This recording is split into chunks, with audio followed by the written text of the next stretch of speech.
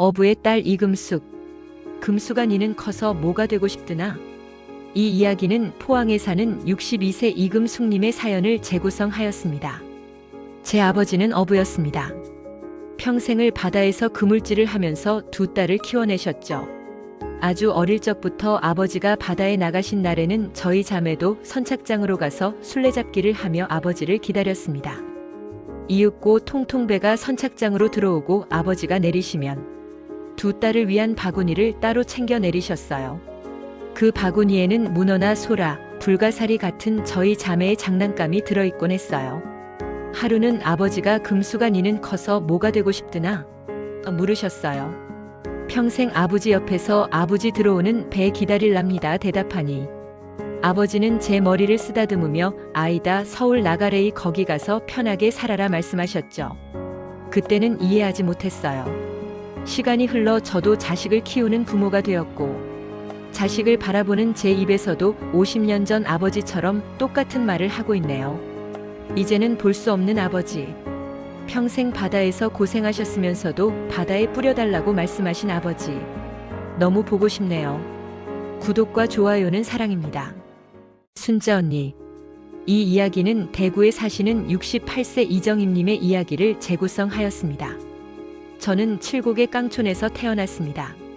그때는 다 그랬겠지만 저희 집은 정말 찢어지게 가난했어요. 밑에 남동생들이 학교에 갈 시간에 저는 어머니를 따라 밭에 나가 김을 메었고 16이 될 무렵에는 대구에 있는 염색 공장에서 기숙하며 월급을 집으로 보냈어요. 하루하루 중노동에 시달리는 제 삶이 너무나도 고달파서 하면 안 될 극단적인 생각도 하며 하루하루 힘들게 버텼어요. 그때 만난 게 같은 방을 쓰던 순자 언니였어요. 언니의 처지도 저와 비슷해서 제게는 가장 좋은 친구이자 인생의 길잡이가 되어주었어요. 본인의 일을 마무리하고 들어가 잠시 쉬는 시간에도 제 옆으로 와 제 일을 거들어 주었고 식당에서 가끔 나오던 삶은 계란을 가져와 본인은 입맛이 없다며 제게 건네곤 했죠. 그렇게 우리는 둘도 없는 자매 사이가 되었어요. 시간이 흘러 언니는 서울에 있는 큰 방직 공장으로 옮기게 되어 대구를 떠났고 떠나는 날 밤 우리는 서로를 부둥켜 안고 얼마나 많이 울었는지 모르겠습니다. 그 후로는 언니와 가끔 편지를 주고받다가 연락이 끊겼고 제가 시집을 가면서 공장을 그만두고 가정주부가 되었습니다. 이제는 먹고 살만해져서 그때의 고생 기억이 작은 추억이 되어 제 인생의 한 켠을 차지하고 있습니다. 하지만 아직도 지워지지 않는 이름 최순자. 죽을 만큼 힘들 때 내게 손을 내밀어주고 나를 안아준 순자 언니 항상 행복하게 사셨으면 좋겠네요. 구독과 좋아요는 힘이 됩니다. 속지 마라 다 개풀 뜯어먹는 소리다. 큰 스님, 인생이 힘든 건 재물도 금전도 없어서 아닐까요? 남들과 비슷하게 살면 우리 인생도 좀 행복하지 않겠습니까? 성철 큰 스님은 방송과의 인터뷰에서 인생에 관한 한 기자의 질문에 카메라를 응시하며 격양된 어조로 대답한다. 속지 마라 다 개풀 뜯어먹는 소리다. 뜬금없는 스님의 호통에 방청객들은 깜짝 놀랐습니다. 곧이어 큰 스님은 인생이 개똥 같은 것은 세상이 만든 가짜 정답에 억지로 당신을 끼워 맞춰서 그런 것이다. 당신은 당신일 때 가장 소중하고 빛이 나는 법이야. 금전이 없고 재물이 없어 빛이 나지 않으면 그것은 사람의 인생이 아니라 짐승의 삶이야. 공부 중에 공부는 남의 허물을 뒤집어 쓰는 것이고 용맹 중에 용맹은 목에 칼이 들어와도 옳은 건 옳다고 말하는 것이요. 여러분 남들 눈에 들려고 기준을 거기에 두지 마요. 내 기준은 내가 정하면서 살면 돼요. 정도를 지키는 것 그것이 곧 부처의 삶입니다. 1986년 KBS 방송대담 가야산 호랑이 성철 큰 스님 중에서 내 아들 로이를 소개합니다. 우리 로이 입양해서 우리 아들로 키울까? 이 이야기는 서울에 사는 46세 임정희 가명님의 사연을 재구성하였습니다. 결혼을 한 지 올해로 15년이 되었네요. 아이가 생기지 않아 이제는 포기하고 부부의 인생을 즐기며 살고 있습니다. 남편은 매주 말마다 봉사활동을 다닐 정도로 착하고 순한 사람이에요. 여느 때처럼 봉사를 다녀온 남편이 대뜸 제게 할 말이 있다 말하더군요. 남편이 자주 봉사 가는 보호단체에 로이라는 아이가 있는데 필리핀 혼혈아이고 엄마는 아이를 낳은 후 고향으로 떠났고 아빠 혼자 아이를 돌보다 생활고에 모시겨 아이를 혼자 남기고 세상을 떠났다는 이야기였어요. 늘 구석에 혼자 앉아있는 아이가 안쓰러워 남편이 일부러 말도 걸어주고 함께 놀아주면서 정이 제법 들었나 봐요. 근데 어느 순간부터 집에 와도 그 아이가 계속 눈에 밟히더라는 겁니다. 로이 입양해서 우리 아들로 키울까? 남편은 조심스레 제안하더군요. 입양이라는 게 말로만 들었지 그 상황이 되어보니 참 막막합니다. 도저히 답이 나오지 않아 일단 한번 만나보자라는 생각이 들더라고요. 처음 본 아이는 제 나이답지 않게 의젓했습니다. 정확히 말하면 눈치를 보는 게 익숙해져 버린 아이 같았어요. 그런 아이를 보고 저는 결심을 했지요. 그 길로 저희는 가정법원에 입양 신고를 하고 허가를 기다리는 중입니다. 아이를 사랑으로 품어 멋진 가정을 꾸릴게요. 여러분 응원해주세요. 구독과 좋아요는 사랑입니다. 나를 무시하는 사돈 어쩌죠? 사돈 그것도 모르세요? 이 이야기는 안성에 사는 68세 김종연님의 사연을 재구성하였습니다. 저는 국민학교밖에 나오지 못했습니다. 그 시절만 하더라도 딸을 공부시켜서 못하나? 이런 인식이 강했죠. 외동딸의 상견례 날부터였을 거예요. 국민학교밖에 나오지 못한 저를 사돈댁에서 은근히 비꼬더군요. 어머나 어렵더라도 학교는 보냈어야죠. 사돈이 똑똑해야 며느리도 똑똑한 건데. 그 뒤로도 혼수 문제로 마주칠 때마다 제 속을 살살 긁더군요. 한복은 이 색깔로 하시죠? 밝은 색은 너무 똑똑해 보여요, 사돈. 혼수는 기본만 해요. 그냥 남들 다 아는 기본만이라도 해요. 식장은 사돈 내서 정해요. 죄다 시골에서 지인분들 올라오실 텐데 그치? 정말 화가 나서 밤에 잠도 못 이룰 정도입니다. 딸에게는 말을 하지 않았지만 이대로 시집을 보내면 제 딸도 똑같은 꼴을 당하며 살 것 같네요. 이 결혼 계속 진행해야 하나요? 조언 좀 부탁드립니다. 아주 속이 말이 아니네요. 구독과 좋아요는 사랑입니다. 개차반 내 인생 용서 받을 수 있을까요? 현식이 장가간답디다 우얄났고? 이 이야기는 양주에 사는 65세 이정용 가명님의 사연을 재구성하였습니다. 젊은 시절 저는 개차반 인생을 살았습니다. 하루가 멀다 하고 술을 마시고 집에 들어와서는 집사람과 아들을 두들겨 패는 개차반 인생. 친구들과 친척조차도 저를 멀리할 정도로 함부로 살았습니다. 집사람과는 10여 년 전에 이혼을 하고 연락을 끊고 혼자 삽니다. 매일 술에 절어 하루하루 버티며 사는 인생이지요. 그러던 어느 날 제 친동생에게 전화가 옵디다. 현식이 장가간답디다. 현식이 제 아들입니다. 10년이 넘도록 어떻게 사는지 서로 연락 한 통 없이 살았습니다. 사람 참 간사하죠. 그럼에도 꼴에 애비라고 자식 결혼식은 보고 싶더이다. 멀리서 아들의 모습만 보고 오리라 다짐하고 버스에 올랐습니다. 식장에서 저와 눈이 마주친 아들은 고개를 획 하고 돌려버리네요. 그 자리에서 뒤돌아 집으로 왔습니다. 전처나 자식에게 잘해준 거 하나 없는데도 가끔은 그립습니다. 사람 같지 않은 인생을 살아온 채 탓이겠죠?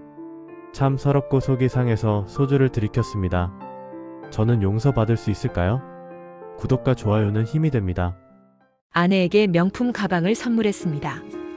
이게 웬 거예요? 당장 가서 환불해요. 비싸 보이는데. 이 이야기는 양평에 사는 61세 유광현님의 사연을 재구성하였습니다. 아내는 평생 검소하게 살았습니다. 제 봉급만으로는 살림이 빠듯할 텐데도 싫은 소리 한 번 없이 자식들 공부시키고 출가시켰고 빚없이 제 명의 집도 한 채 떡하니 읽어놓은 검소하고 싹싹한 아내입니다. 저도 이번에 30년간 다닌 회사를 정년합니다.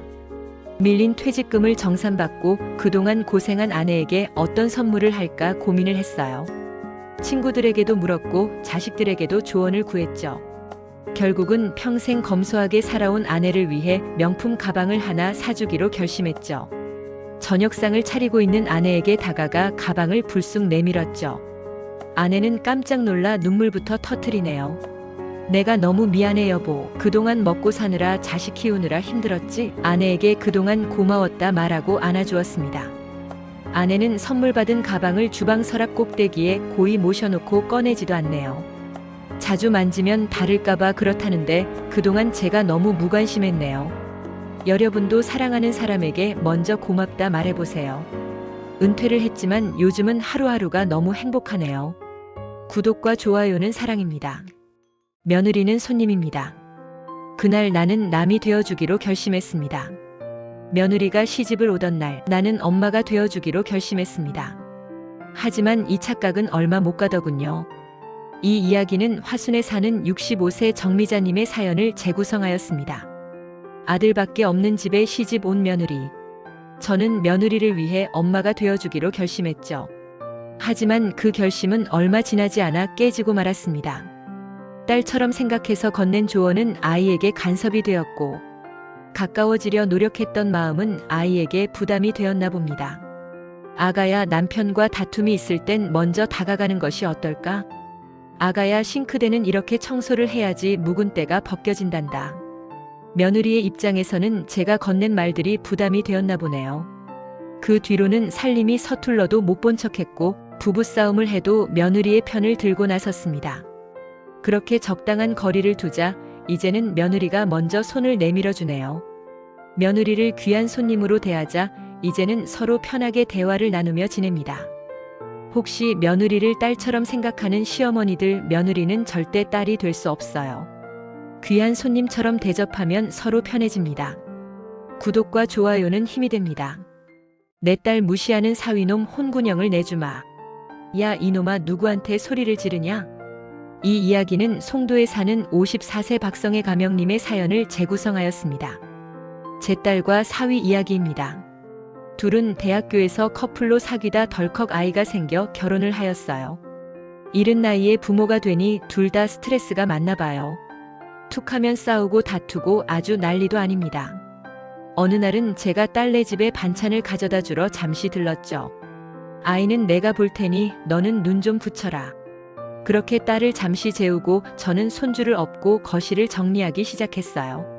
그때 현관문이 열리더니 야, 너 내가 이거 정리하라고 했어? 안 했어? 사위놈이 다짜고짜 소리를 버럭 지르며 집으로 들어오네요.